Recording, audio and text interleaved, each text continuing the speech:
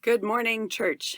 It is Meditation Monday, and this meditation brought to you in my closet. Hopefully, the reason for that will become clear as we go through our meditation together. These past 2 weeks have been filled with stress and confusion and grief and action on top of an already overwhelmed nation. Sometimes like these that I feel more called to prayer, but also called to action, and holding those two in tension can be sometimes difficult. So we're in this both and time of both prayer and action as the people of God. And with all that in mind, our meditation will include some scripture verses for today to reflect on. And then following that, I will read to you an excerpt from a book that I have been reading that really speaks to this closet meditation. And then I'll invite you to just sit in silence. And while my time on this video will be short for the purpose of the video, please feel free to pause the video at that time and just sit for however long you feel called to sit in that space.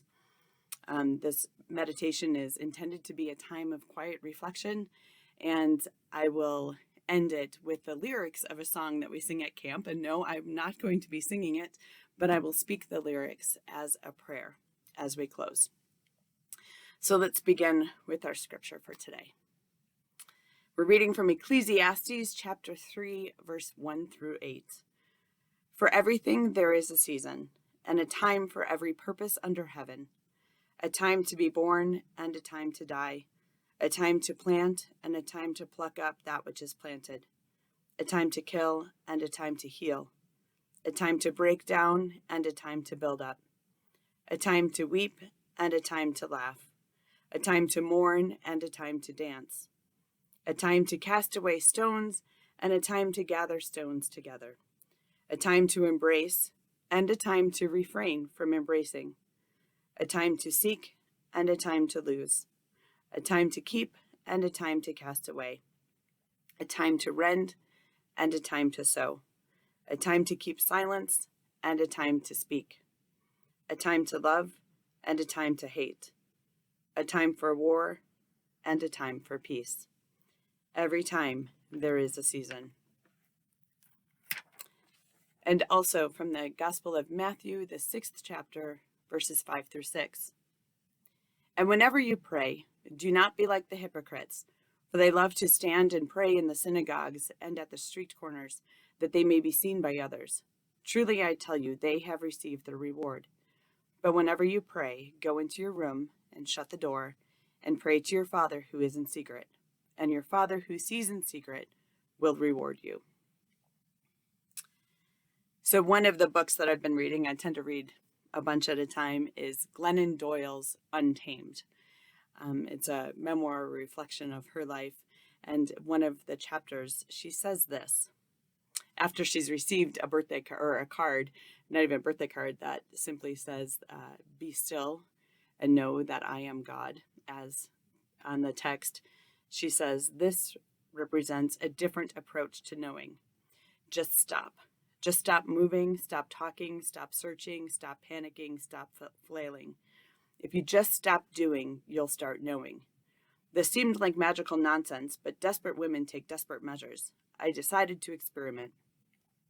After the kids left for school, I shut myself in the closet, sat down on a towel, closed my eyes, and did nothing but breathe.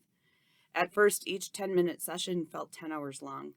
I checked my phone every few moments, I planned my grocery list, and mentally redecorated my living room. The only things I seemed to know on that floor were that I was hungry and itchy and suddenly desperate to fold laundry and reorganize my pantry. I was an input junkie thrown into detox. And after a few weeks, like a gymnast who is able to stretch deeper after each training, I began to feel myself dropping lower during each closet session. Eventually, I reached a new level inside me that I'd never known existed. This place is underneath, low, deep, quiet, and still. There are no voices there, not even my own. All I can hear down there is my breath. It was as though I had been drowning, and in my panic, I had been gasping for air, calling for rescue and flailing on the surface.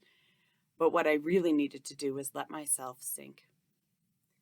Here, Glennon goes on to explain the silence, that in that silence, she can feel a nudge towards some knowing, a knowing that feels like warm liquid gold flowing through her veins.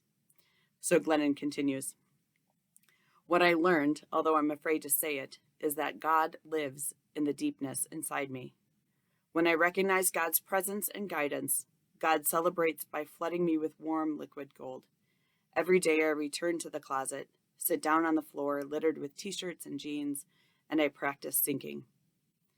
The knowing would meet me in the deep and nudge me to the next right thing, one thing at a time.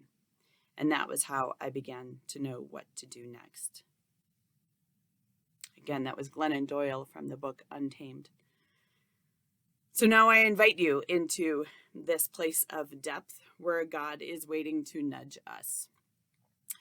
Whatever God nudges us toward may be different for me and for you. It'll be unique. And God knows what it is that your heart needs today. So trust that God will show up and God will meet you and tend to you. So again, when I start our silence, I invite you to pause and take as much time as you need and allow God's presence to show up and be with you.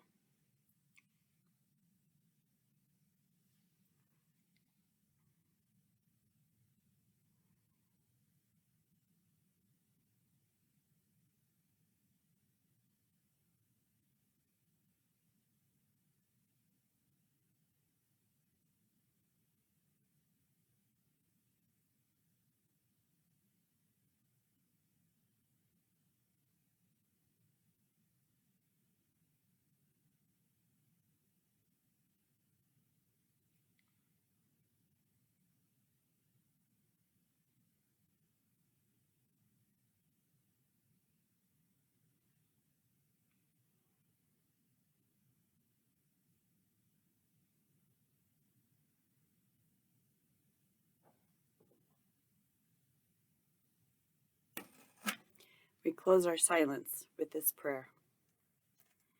Be still and know that I am God. Be still and know that I am. Be still and know that I.